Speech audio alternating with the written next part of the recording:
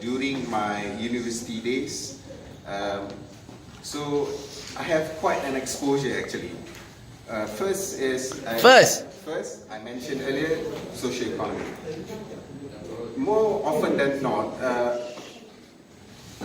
young marriage, whether secondary school students or Bukan young marriage, early marriage. or even university students will end up in divorce. And this will... Why? Why? Because I'll get to that point later. Okay. So this will cause disharmony in the family institution from both perspectives, from their parents, their siblings, on both sides, and also the couples. So this will cause a lot of socio-economic problems. This will cause a lot of socio-economic problems. A lot of socio-economic problems. And then the second one and the third one is related. Second. The second and third is related to all of the points. So the second is the education of the couple. Early marriage, maybe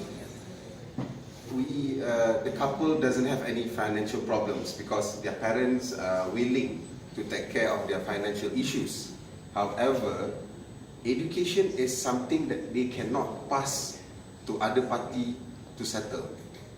So usually the education of the couple will get disrupted because of the marriage. Because of the marriage.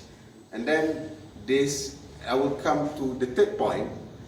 Because of lack of education, because of lack of interrupted education, their personal growth will be distorted.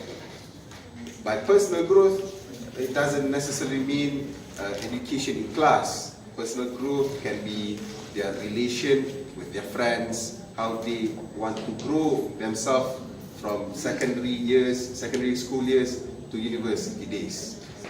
I don't think, my opinion is, having a commitment as a husband and wife will stop those growth. And hence, therefore, I would like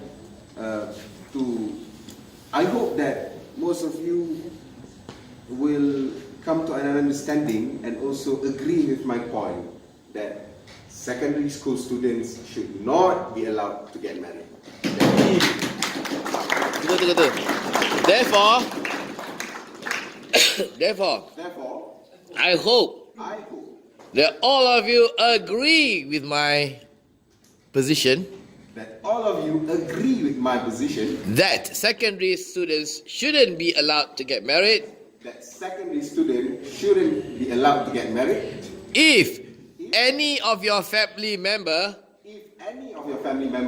wants to get married while in secondary school, please discourage them. It's not a good idea. Okay, very good.